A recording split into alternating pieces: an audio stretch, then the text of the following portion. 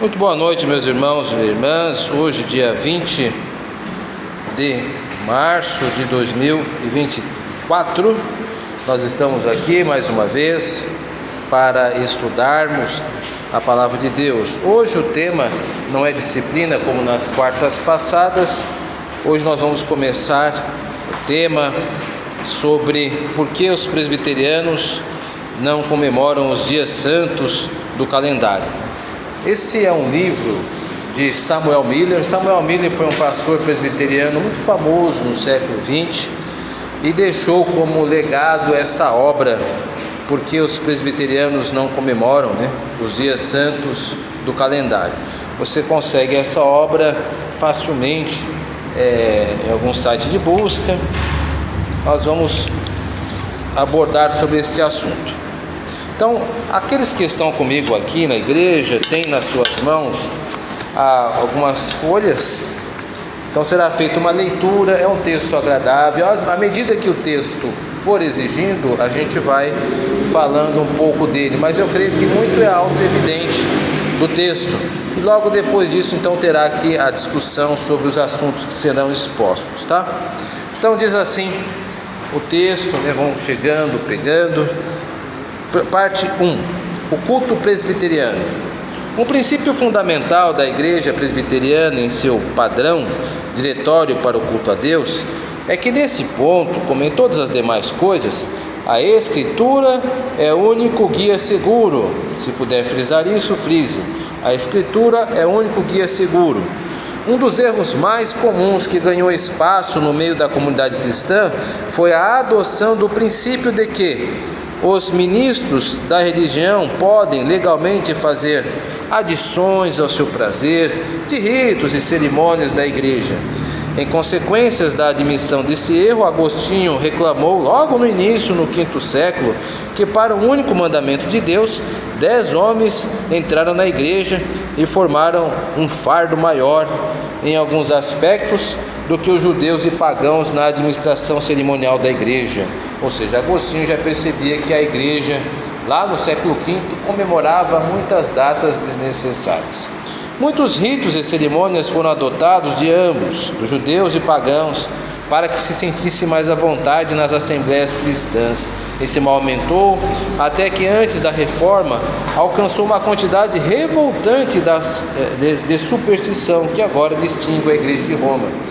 Basta você dar uma olhada em alguns filmes que mostram a época de Lutero e você verá então que era farta o abuso da Igreja Católica Romana na questão de estimular o povo, inclusive na busca de relíquias, pedaços da cruz, coisas do gênero, onde as pessoas pagavam para ter alguma coisa nesse sentido, E também com certeza vinham logo as festas que eram muito comuns. Celebrações de dias santos. Foi em referência a esse ponto que nossos pais, tanto da Escócia, estão falando dos presbiterianos, quanto na Inglaterra, dos puritanos, tiveram muitos conflitos quando suas respectivas igrejas em seus países foram organizadas e estabelecidas no século XVI. Por um lado, os prelados, que são os bispos, e outros clérigos da corte eram a favor de rituais esplêndidos. Inclinaram-se a reter uma grande quantidade de cerimônias, as quais estavam em largo uso da igreja de Roma. Por outro lado, os puritanos da Inglaterra e seu correspondente na Escócia lutavam, dizendo que, sendo a Escritura a única infalível regra de fé e prática, nenhum rito ou cerimônia fora da Escritura poderia ter um lugar no culto público a Deus, o qual é ordenado na Escritura, tanto por um preceito direto ou exemplo, quanto por boa e suficiente consequência. Tem que se lembrar, meus irmãos, que os puritanos estão sendo chamados aqui no texto, porque quando a Inglaterra, pelo ato de supremacia de 1536, ela confiscou as terras da Igreja Católica e estabeleceu Henrique VIII como cabeça da Igreja da Inglaterra e não o Papa. O que foi feito foi simplesmente tirar do catolicismo e construir e ficar com a mesma estrutura, mas sob a guarda do rei Henrique VIII. Então não houve uma reforma profunda na Inglaterra no seu início, em 1536. Por isso que houve um grupo chamado os puritanos, que eles, na verdade, esse grupo não inaugurou as suas ações na época de Henrique VIII, mas sim na de Elizabeth. Então tem Henrique VIII, João VI, Maria Stuart e aí vem Elizabeth. No período elisabetano que surge um partido dentro da igreja anglicana que estava insatisfeito com uma reforma que não tinha sido profunda. Então, se nós estivéssemos transportados naquela época, a única diferença da igreja católica romana para a igreja anglicana, a igreja da Inglaterra, seria que não havia latim, mas os cultos eram em inglês, digamos assim. Então, as roupas sacerdotais eram as mesmas, as cerimônias de dobrar os joelhos também eram as mesmas, por isso que o povo se incidiu contra o anglicanismo, dando então vazão lá depois de Elizabeth, depois vem Tiago, depois Carlos I, e então no reinado de Carlos I existe então a Revolução Puritana por causa dessa falta de profundidade. Eles queriam muito isso. Então é por isso que ele está tentando mostrar aqui que a Escócia e a Inglaterra tinham diferenças no trato do culto, né? Os ingleses tinham essa dificuldade e a Escócia tinha outra situação. Na Escócia, continuando, os advogados da primitiva simplicidade prevaleceram e estabeleceram em sua igreja nacional o mesmo modo de culto, o qual nós cremos ter existido na era apostólica e que agora prevalece na igreja presbiteriana naquele país e nos Estados Unidos da América. Na Inglaterra, nossos pais, os puritanos, não foram tão felizes no sucesso de estabelecer o mesmo sistema escriturístico, sob a influência da monarquia e da corte de bispos, arcebispos, clérigos. Eles foram vencidos.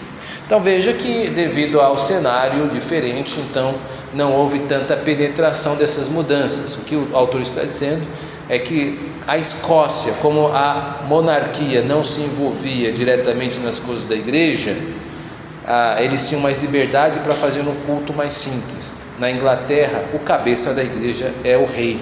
Então o rei ele tinha poder para mudar as coisas e aí não deixava, ou não mudá-las, no caso não quis mudar. Ainda assim, é indubitavelmente certo que uma grande parte do devotado clero da igreja da Inglaterra, durante o reinado da rainha Elizabeth e alguns dos seus dignatários mais dignos, quando o caráter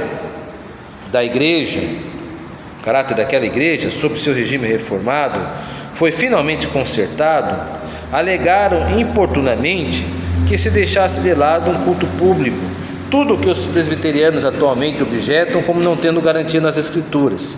E apesar de terem falhado em garantir o seu objetivo na Igreja Nacional, os puritanos, ainda assim os descendentes dos puritanos, tanto naquele país quanto no nosso, foram autorizados a realizar seus desejos quanto à maioria dos detalhes em que insistiam. Em alguns dos principais desses particulares, proponho-me agora a falar mais e designar uma relação a cada um nossas razões para seguir nossos pais em nosso sistema de adoração. Mas antes de prosseguirmos com este detalhe, pode ser útil oferecer uma ou duas observações gerais que servirão para mostrar porque nos opomos a todas as invenções e acréscimos humanos na adoração a Deus. Então aqui é o propósito do estudo. Ele vai dar algumas indicações. Eu peço perdão pela letra um pouco diminuta do texto, é que me preocupei em que vocês tivessem um artigo na íntegra. Então o livro, basicamente o núcleo do livro está com vocês. Então esse é um estudo muito interessante. O nome do autor, eu repito, é Samuel Miller. O título é Porque os Presbiterianos não adotam, não celebram dias santos. Esse é o nome do livro, caso alguém queira adquirir. Então agora ele vai descrever alguns motivos para que a adoração não possa ser mudada. Ele vai dar pelo menos 3 e depois vai mostrar por que não guardamos dias santos. Vamos lá.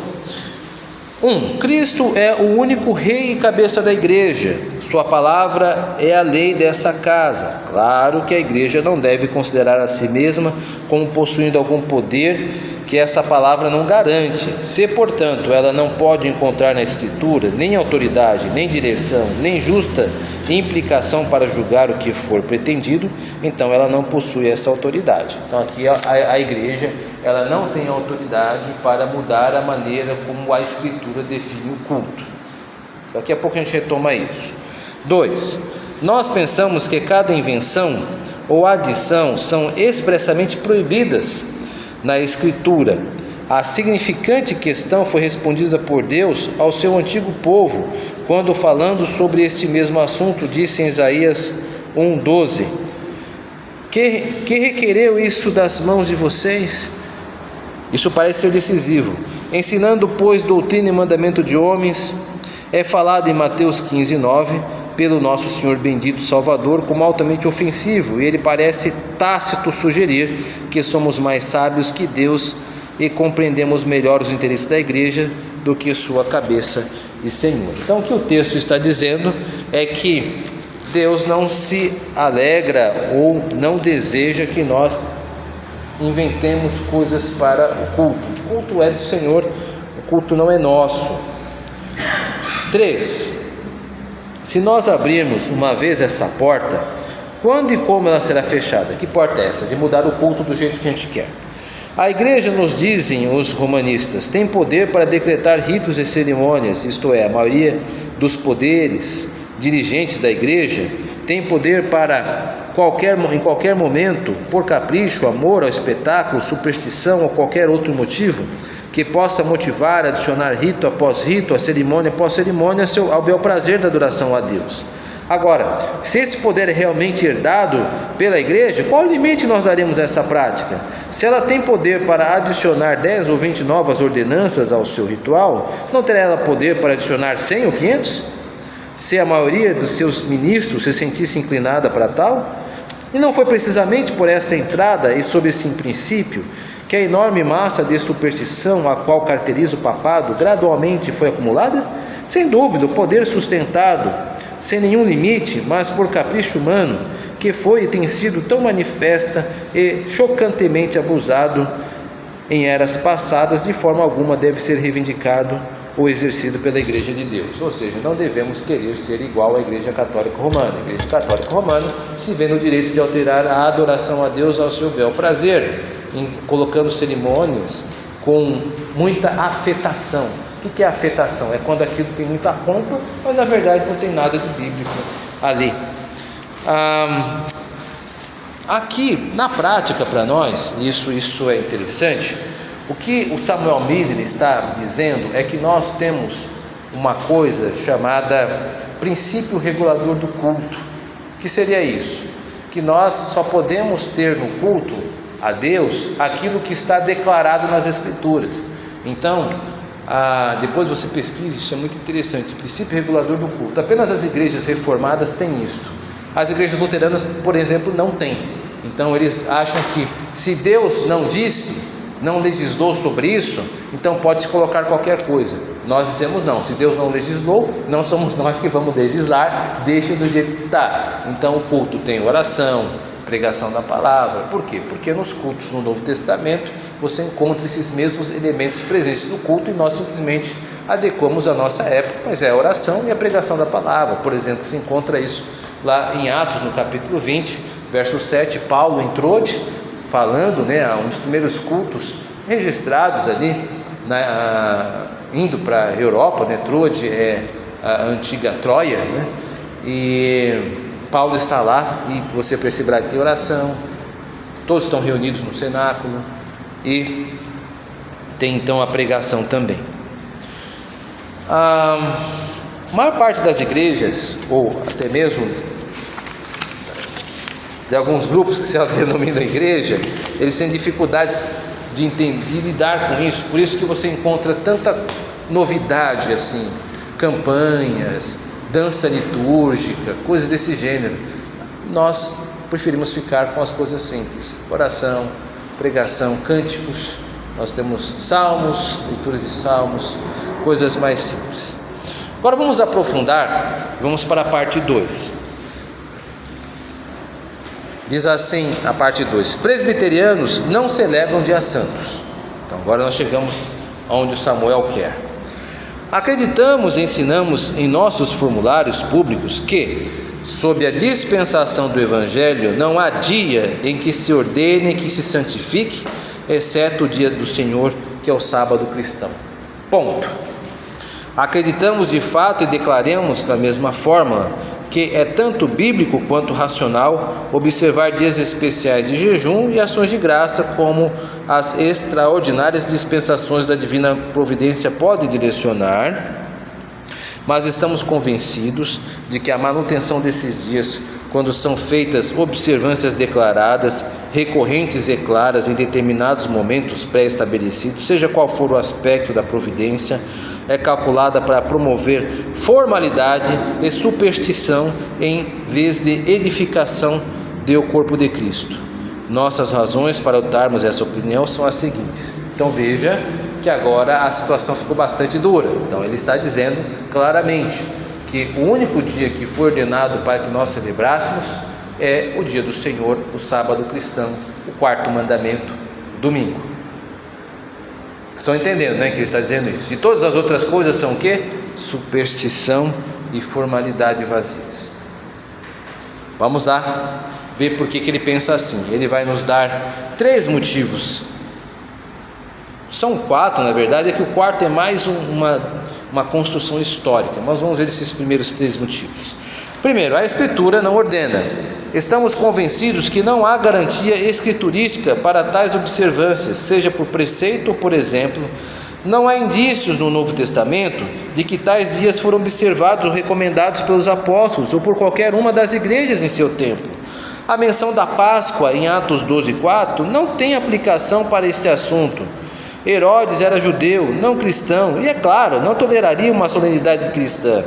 O verdadeiro significado da passagem a menor expressão do original satisfará todo leitor inteligente, pretendendo após a Páscoa trazê-lo adiante ao povo. Ou seja, aqui está se referindo ao momento que Herodes está ali tentando aumentar a sua fama, o seu capital político em cima da perseguição dos cristãos. Então ele está lá celebrando a Páscoa, mas o contexto não é de celebração da Páscoa como festa cristã. Isso é absurdo. Herodes estava querendo matar os cristãos. Então a Páscoa, ela não tem nenhum tipo de indicação de celebração na igreja. Nós estamos próximos à Páscoa. Eu espero que você esteja me ouvindo sem se provocado, porque a ideia é esta: nós não celebramos o dia da Páscoa do calendário normativo. A nossa Páscoa é a ceia do Senhor. É isso que diz lá em 1 Coríntios, no capítulo 11, verso 5. O Senhor é a nossa... Coríntios, capítulo 5. O Senhor é a nossa Páscoa. Então nós não comemoramos nem Páscoa e nem Natal, porque na Bíblia não tem. Vamos lá, você não vê os apóstolos conversando: e aí, Pedro, onde você vai? Não, eu vou comemorar o Natal, eu vou comemorar a Páscoa. Não existe isso. Isso é invenção. Então nós estamos diante de um contexto secular, um contexto secular que tenta impingir essas coisas, e nós não podemos aceitar. Então é bom deixar isso registrado. Segundo, a Escritura não apenas não ordena, mas como condena. Acreditamos que as Escrituras não apenas não garantem a observância de tais dias, mas que a negam positivamente, que qualquer um pesquise imparcialmente. Então, por exemplo, Colossenses, que o Samuel Miller está dizendo, eu vou ler aqui para ler, 2,16, que diz assim: ninguém vos julgue por causa de comida ou bebida, ou de dia de festa, ou lua nova, ou sábados. E os sábados aqui não é o sábado, quarto mandamento, mas é a ideia dos judeus. A igreja de Colossos estava se sentindo muito seduzida pelos ritos judaicos, então estava começando a ficar parecido com o judaísmo. E Paulo falou: pare com isso. Você não pode se permitir ser julgado por causa de comida ou bebida, que esse era o problema dos judeus. Os judeus têm uma dieta chamada dieta kasher, aquilo que eles podem comer ou não, está lá prescrito no Antigo Testamento. Então eles estavam se aproximando do judaísmo. E o que a Bíblia diz sobre isso? Isso não deve.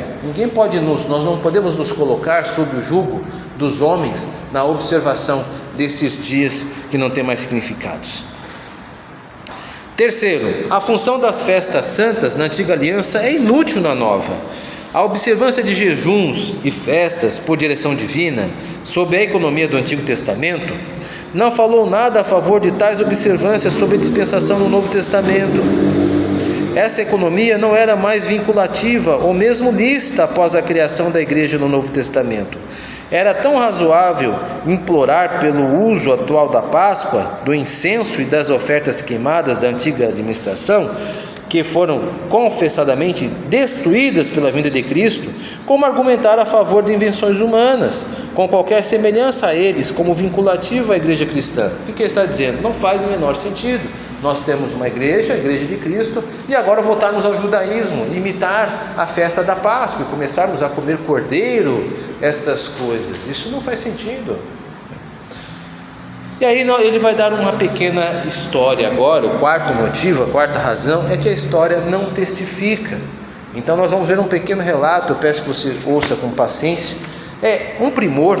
Eu creio que você deve ter esse texto contigo, porque é uma referência. Você aqui está dizendo que a igreja nunca fez isso, pelo menos a igreja no início. Eu vou ler. A história da introdução de jejuns e festas declarados pelos primeiros cristãos fala muito contra as suas obrigatoriedades e seu caráter edificante.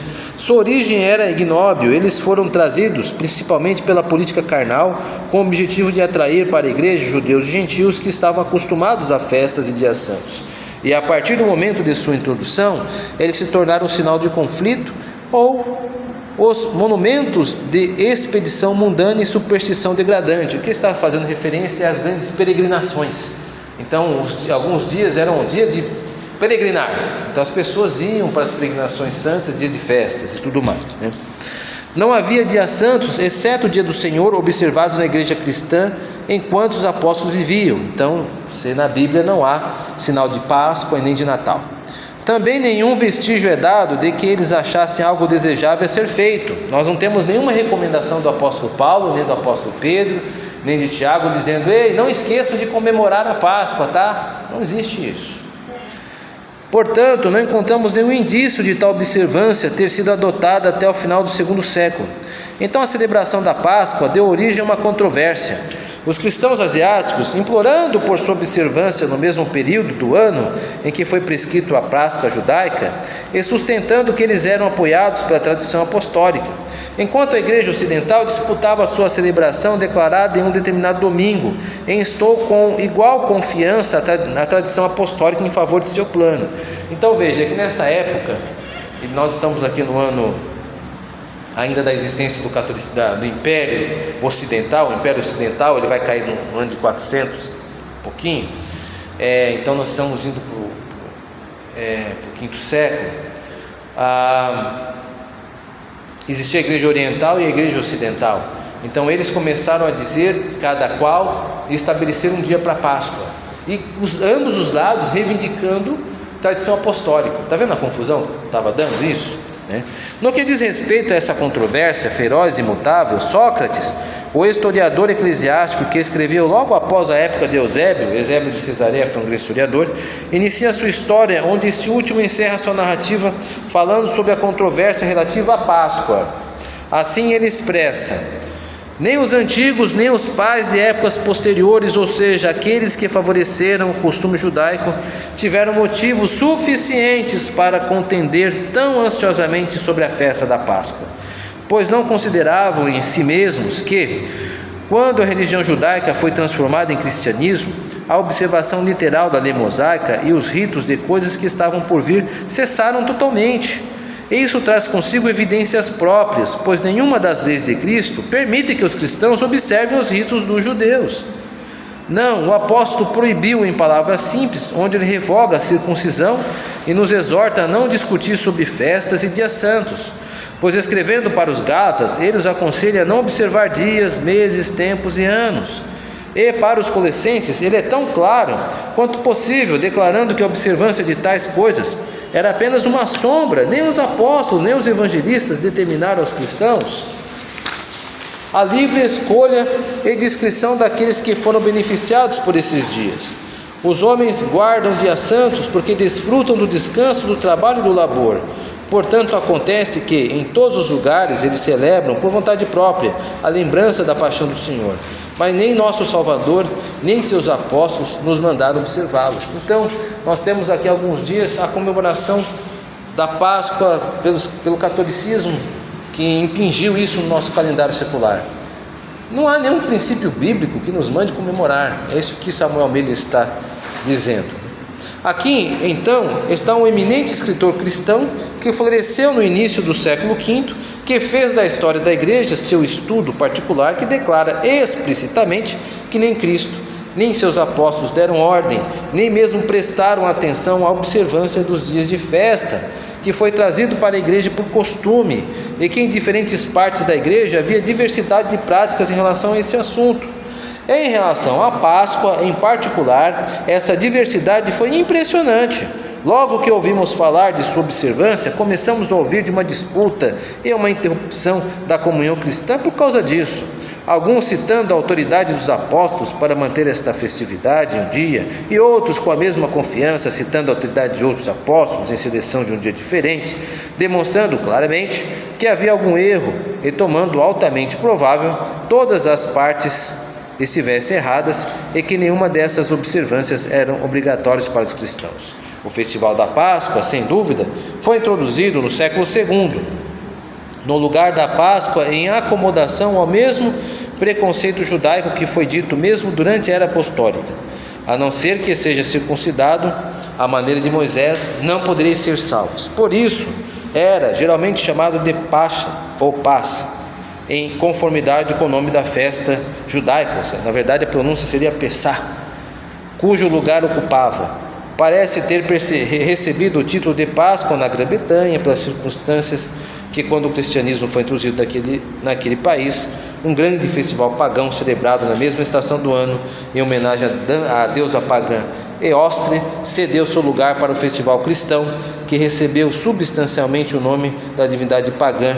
Acredita-se que o título da Páscoa raramente seja usado, mas pelos britânicos e seus descendentes.